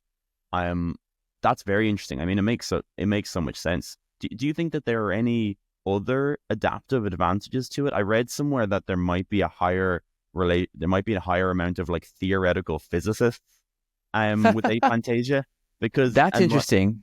My sort of what I took from that was, and you can say if this is probably leaping a bit, but in the realm of theoretical physics, it's so abstract and so strange that your visual models probably aren't right. Your intuition on these things are probably leading you down wrong intuitions, because you're sort of working in three dimensions. Things. And this stuff is like higher dimensional. It just doesn't fit into like a basic idea of like visualizing the scene. And that might hold you back from grasping deeper into the physics and the maths and understanding what the real ramifications are. Yeah. So it's an interesting story. I once did a keynote on aphantasia at a big mathematics conference. Okay. And some of the top mathematicians there was a couple which had aphantasia and a couple which had strong imagery. And they were both high-level mathematicians. Right. And they were both describing then to each other how they did mathematics, and they couldn't. They were like, no way, how could you possibly do it without visualizing this thing and this thing? And the other was like, well, that just seems annoying. How could you do it with that visualization? Like you're saying, it's going to lead you astray. But they both could perform high level mathematics, and that's I think that's kind of that we can get to the same endpoint a lot of different ways. If you practice things over and over, you get really good at it. So I think that's really the take-home message when it comes to aphantasia, that it is like part of neural and cognitive diversity, but you can still get there. You can still do things. I think the one standout is going to be the emotional response to images. Images where the pictures you see or videos or mental images seem to be able to just drive emotions more strongly than non-picture things. So it seems to trick your emotional system somehow to making you think it might be real. It would be another way to say that. So anything with a picture there, seems to be that this will drive emotions more positive or negative. And so that is where there seems to be differences around that. And there are people report who have aphantasia not really enjoying reading fiction as much. They don't seem to get into it. That's the thing. We've got a paper, hopefully it'll come out soon, on risk perception, that people with aphantasia, because they don't visualize, whatever it is, jumping off the highest diving board or, I don't know, rock climbing, that their risk perception is very different. So they're more likely to do the risky thing because they don't visualize the danger and therefore don't get the emotional impact from it. Right. Empathy is another one where there seems to be a difference in empathy. People don't like me talking about that as much, but people with aphantasia score lower on empathy measures. And we've done that a lot of different ways, questionnaires, things where you have these scenarios and you say, how much would you donate to this cause? You see a difference there. Even when we put pictures of sick children and things like that as a way to try and get empathy, we still saw a difference. Fascinating. So I think there's a role of imagery there. So I think the theme there is anything where a picture, a virtual reality simulation in your mind has the chance to induce emotion, therefore change behavior. There's probably going to be a difference there.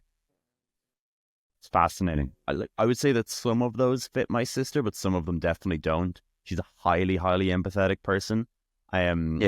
For sure. She's loves fiction, has read Harry Potter about 12 times, all of them. And I think it's funny because I guess that when people will start off with aphantasia and then they will go through life and some people will develop compensatory mechanisms for things by virtue of other personality traits, like they're interested in that sort of thing. I wonder how my sister going through life and liking, being creative and liking things like Harry Potter and fiction, did that develop like those compensatory, like rich feelings and experience? She has a rich feeling. Like I think a lot of her art and creativity is experience and feeling driven. So I wonder how much of that develops based on the things that you go through in life and your experiences based on your other personality traits. And then some people with aphantasia won't be inclined to that because of other personality traits as well. And then they don't develop those compensatory mechanisms to feel or experience things in great detail. Yeah, no, I think it's always worth me pointing out though, when we're talking about this, I'm talking about group averages as well with all these experiments as well. So in those data distributions, there's a big spread there. So what I say doesn't necessarily apply to any single individual. I'm just talking about what's true for most people most of the time. And yeah, imagery is not emotion, and emotion's not imagery, but those two things seem to be related through a way. Images seem to amplify emotion and things a little bit. So it absolutely, people can still have very strong and heavy emotions with aphantasia. Yeah, it's marvelous. It's incredible. I think it's so fascinating, the spectrum of human experience, right? Yeah. How prevalent? Do you have any sense for how prevalent aphantasia is? Yeah, so there's a couple of different studies, and there's some studies saying it's 1 or 2%, other studies saying 3 or 4%, and so it's not really clear. These are all using questionnaires. So the issues with questionnaires we touched on earlier, that they are asking about the vividness of your imagery, but they're also requiring you to have a criteria and put a number to that. And that's two different things. People, like I said, you and me can have the exact same imagery, but give it different numbers. Right. So, and the other thing that we do find is that people with aphantasia, maybe like your sister, maybe not, will go through all their life thinking that when people talk about the mind's eye or mental imagery, it's a metaphor. Yes. And so and that's what they think it means. And so when they fill out a questionnaire, they go, sure, I got a metaphor, no problem. And they high score it. And so I have a feeling that it's actually way more prevalent. I think it's going to be above 5%, more 6, 7%, maybe 8%. It's hard to get to those numbers because we don't have accurate objective measurements at scale with big numbers yet. Yeah. But yeah. Do you think it's ever possible for someone without aphantasia to know what it is to have aphantasia, or to because that's the whole idea of, like, you can't ask a colorblind person what the color red is. It's just the language fails, doesn't even make sense as a question. They don't know how to answer it. They don't know. Like, do you think it will ever be possible, say with Neuralink, neural technology, for us to step inside the mind's eye of a person with aphantasia, or vice versa? Great question. Yeah, I mean, that's one of the big. I can never know what your red is like, and you can never know what my red is like. That's this sort of third-party access issue. I mean, the straight-up answer is probably no, we can't. But I think one of the things I think, and this is not really a defined part of aphantasia yet, I guess, but one of the things I'm really bad at is if, like, it's winter here, I'm traveling to Europe or the US where it's really hot, I find it really hard to pack appropriately. So I get really biased by this current temperature of where I'm at. So I find it hard to imagine, it's winter here, I'm going to go to a conference in Florida and be on the beach. It's going to be 34 degrees and humid. And I find that really hard to imagine that temperature. And so I have to no, Joel, just trust yourself. It's going to be hot. Don't try and imagine what it's going to be like and think what you should pack. Just pack hot.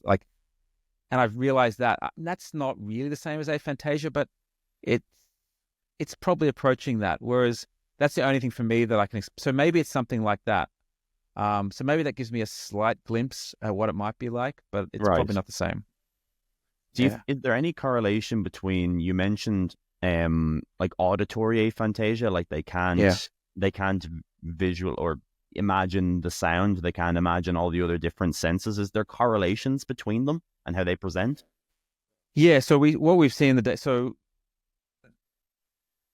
multisensory aphantasia is probably the most common form where this presents. So pure visual and multisensory, but because of all the publicity around the visual aphantasia, I think there's a bias there because of the databases we use. When we sample people, they tend to come to us because they've heard about visual aphantasia. But certainly 40 to 50% in the large studies we've done have full multisensory aphantasia. Then we find all these really small subgroups where it might be full aphantasia, multisensory aphantasia, except for auditory is still there. And that is, I'm going to say, like 4% of maybe, when we've tested like 2,000 people, 4% of people like that. And then you get smaller and smaller groups of just what seem like odd.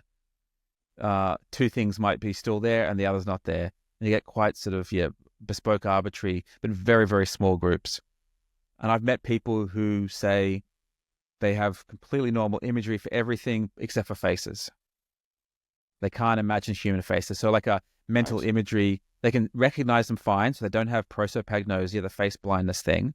Right. But when they try and imagine a face, they can't imagine it. So it's like a, prosopagnotic aphantasia thing. So I've talked to 2 people that have that. We haven't done a proper study on that yet. But I think there's so many different ways this presents that it's going to, the bulk is multisensory, I think, of most people. Right. But yeah, there's a lot of other combinations. There really just is an infinite breadth of human experience. Yeah, I think so. Yeah. What's next for the Pearson lab? What are you really interested in over the next, even you go out to a decade? What kind of big questions do you want to tackle in the next 10 years? So yeah, we're continuing the aphantasia research, mental imagery, and that goes in 2 directions. That goes in looking at what's happening in the brain. So we just published a paper with some of my colleagues in China decoding representations in early visual cortex for those that have aphantasia, don't have imagery. And so we know talk about that a little bit more. That came out a few weeks ago. So that was interesting because it suggests so early visual cortex, primary visual cortex, this first part of the cortex which receives information from the eyes, it just represents very low level information, and it's basically laid out like a picture. And there's really old monkey studies where you can get and cat studies. It's not very nice, but they get the animal to stare at a pattern for quite a while, and they put dye in the brain, and then they sacrifice the animal, and they then unfold the brain, and you literally see that pattern in the dye on the visual cortex. So it's literally like a picture, and you can also do that with fMRI and functional brain scanning. So all that is to say that things that are represented in that part of the brain are normally represented like a picture, orientations and shapes. Now we can so we got people come into the scanner, group with aphantasia, group with typical imagery, and those with aphantasia, and we did the questionnaire, we did the binocular rivalry thing to check, and so we only used people that had verified, if you like, aphantasia. And when they're attempting imagery in the scanner, we can still decode something in those earliest parts of the cortex. So it's a reliable signal where they're trying to imagine this or this. There's still something there, but they don't report any conscious imagery. Interesting. So the big question is, what is this representation in visual cortex? Why does it not induce conscious experience of imagery? Is it warped? Is it different? Is it really blurry? Like what's going on there, and what neural architecture is responsible for those differences? So we're doing some more stuff with that. And then we have lots of ongoing and lots of unpublished experiments looking at the impact in life of having imagery or not having imagery. So we're doing lots of research there. We're doing some intuition stuff. I'm working on a new book now on sort of the psychological influence or impact of artificial intelligence. That's something that over the last year or two has been really worrying me. Yeah, and I just see everyone is obsessed with the tech of it, the company evaluations, and the competition, and the billions of dollars here. Right. And no one is talking about the impact, the uncertainty it's already inducing in people everywhere about their jobs, what the future of education, what are schools going to be like, what's going to happen will there be any jobs in 10 years? And that's inducing uncertainty, which induces anxiety, and we're seeing mental health costs of that already. And so we know all that already from neuroscience, the sort of chain of events that's happening. But no one's sort of talking about that. No one's getting people ready. So that's kind of become my new mission, to talk about awareness of that, to talk about, things like the influence of deepfake, synthetic media, synthetic videos. There's this thing called the continued influence effect, for example. So if you see something, let's say it's your favorite politician or actor or company, and you see some nasty video, and then it comes out that, it's a deep fake, don't worry about it. Your opinion and your mental model of that person or that thing gets changed in ways that are very hard to unchange. Interesting. And what does this mean? It means that, yeah, deepfakes are not just a cybersecurity problem. They're a psychological issue as well, because they can really, just telling someone it's a fake doesn't undo the damage. In other words, things like that. Interesting. The way that artificial intimacy is growing so rapidly at the moment. People are all over the world are in love, getting married to AI agents and characters. It's warping the minds of young people. I truly think that artificial intimacy apps will be the next TikTok, the next Instagram. There's Really? already hundreds of millions of kids using, having best friends and lovers that are artificial, if you like. We really don't know what's going to happen there. This is a whole new thing that people have only just been studying for a short period of time. So the big picture there, how AI is going to disrupt society, and then the specific cases. So I've been working on those, writing a book on that, giving talks on that, trying to build the awareness amongst people, for governments. Yeah, so that's kind of one of my passions at the moment, to get the word out around that. That's a horrifying prediction. A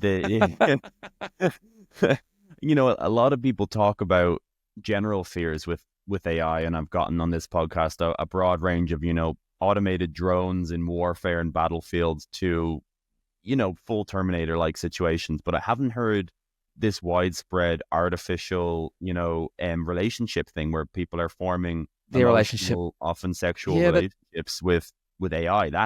And the idea that it could become as big as TikTok and what the ramifications of that for the human race might be, that's terrifying for me. That's absolutely terrifying.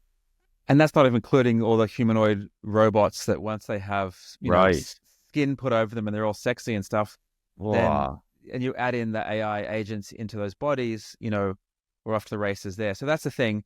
But I, the big point here is not about AI going bad. It's not even about the Terminator thing. That's a head fake. I don't think we need to worry about that yet.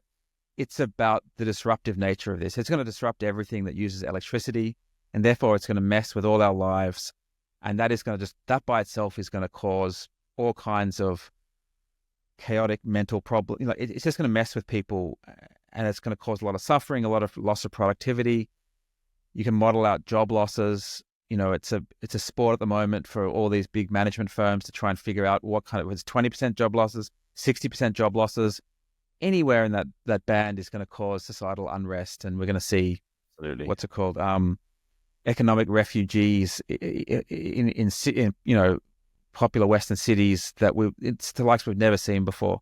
So that kind of disruption, I think, is where governments should be focusing and should be thinking, and you can think about this like a change management kind of issue, that we have to start educating everyone about this and not just get sort of pulled away by the journalists to all the cool tech stuff, which is cool.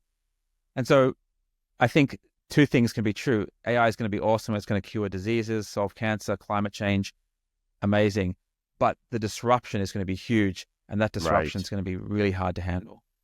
It's a really good point, because I think this Terminator narrative is so popular, mostly because of how popular those movies were and how common they were. And that's kind of the first initial shock or fear that people have, is that these things are going to take up arms and, start enslaving the human race as physical robots. But, as you just laid out, 50 things that will happen far before that could fundamentally psychologically change us and alter our psychological makeup in ways that we just have absolutely no concept of, no idea where it could go.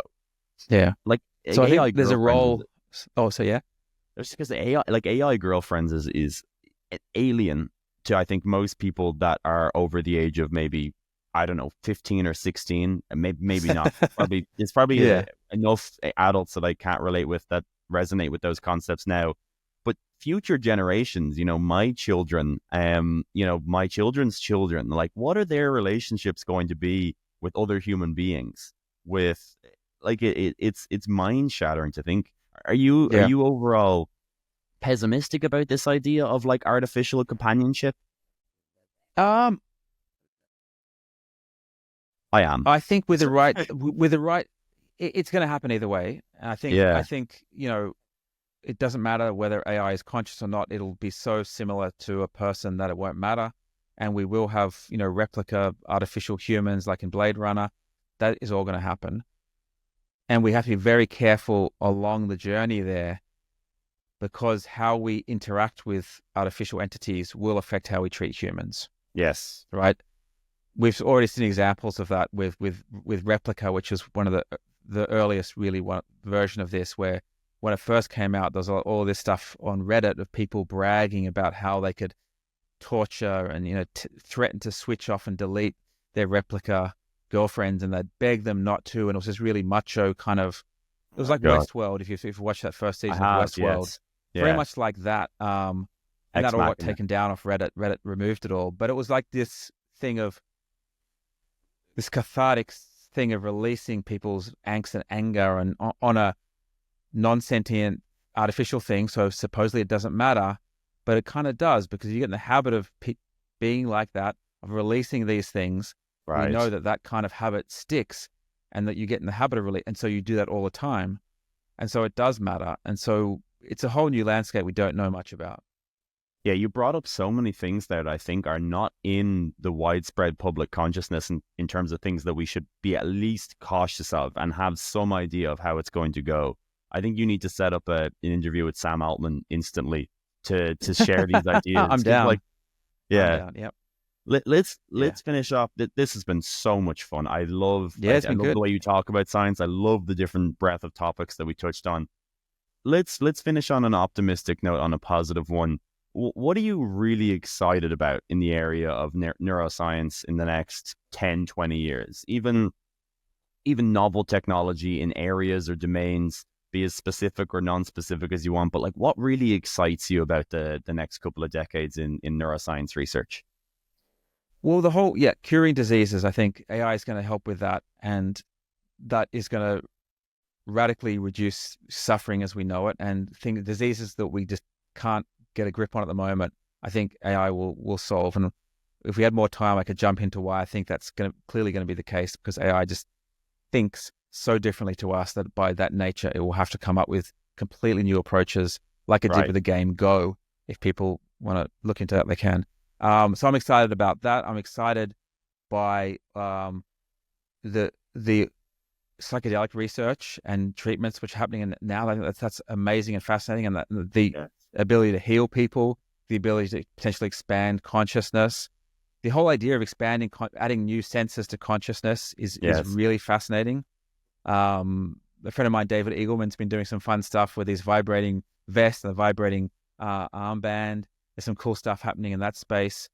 Very familiar with David Eagleman stuff. I love his books. Yeah, I love his books. Live Wired is one of the best books I've ever read, I think, in neuroscience, and really covers the most insane nature of how sensory, this idea of sensory substitution. I remember at the end of his book, Live Wired, where he talks about someone basically plugging in Twitter into your brain so that you have, first off, that's insane, but you gain like a sensation for the socioeconomic climate in Rwanda. Or intuition of that. You can think it almost like the intuition, right? Yeah, exactly. You gain an intuition for it. That's exactly it. Yeah. I don't know whether the machinery, like the Neuralink machinery in the brain thing, versus adding biological neural tissue. There's other companies which are working on. You could think of them as similar things to a computer implant, but they're biological. They're neurons adding in, and in reading. There's, I think, tremendous potential there. That's exciting. The psychedelic stuff, I think, is really. That's a whole field which froze basically, when was it, in the 60s, and just trickled along almost at zero pace up until now, and it's just exploded again. So that's hugely exciting. And just this pace of change with AI, it's fun. You can open up whatever YouTube or anything every morning and see the latest thing, and we're just scratching the surface when it comes to scientific discoveries and how AI really plugs into science and supercharges it. So that's going to be hugely exciting. Yeah, absolutely. Joel, this has been incredibly fun. I've loved this conversation. I could keep you for hours. Things like psychedelics, we need to tackle that next time. I'll have you back on perhaps when you publish your next book and you get that out. I really couldn't recommend everyone read the Intuition Toolkit. I will link it down below. It's a brilliant book. I really enjoy your scientific communication. I love what you're doing on YouTube now. I think more people should be posting YouTube videos. I just want more neuroscientists posting YouTube videos. Yeah. The main idea behind my podcast is just to speak to neuroscientists and get their ideas out there, because I think they're underheard for how incredible their ideas are and just how interesting everything they talk about is. But this has been so much fun, Joe. I really, really appreciate you coming on the podcast, and best of luck with all your future research. I'm sure you'll do some crazy things. I'm confident I'll click on one of your YouTube videos in a couple of months, and you've just radically revolutionized some really interesting area. And it's been so much fun. Oh, thank you, Evan. No, it was great to be a guest on the show. Great. And I love what you're doing in science. I love all the I love this idea of giving these neuroscientists, FaceTime, world time to talk to the world about these concepts and people to hear their ideas. It's great work you're doing, and thanks for supporting science. Science needs more support. I'm a big believer. I work with a lot of companies, and I think absolutely science often gets pushed down and ignored a bit. It should be up there, with the highest management consultancies and the highest things in the world. Yes. And it isn't, unfortunately. But yeah, thank you for everything you're doing. It's great. Thanks for supporting. That's so kind. I mean, I'm deeply passionate about it, so I'm not going to stop. It's my life vision. It's what I want to build. It's what I'm passionate about. So thank you so much, Joe. It's been such a pleasure. Awesome.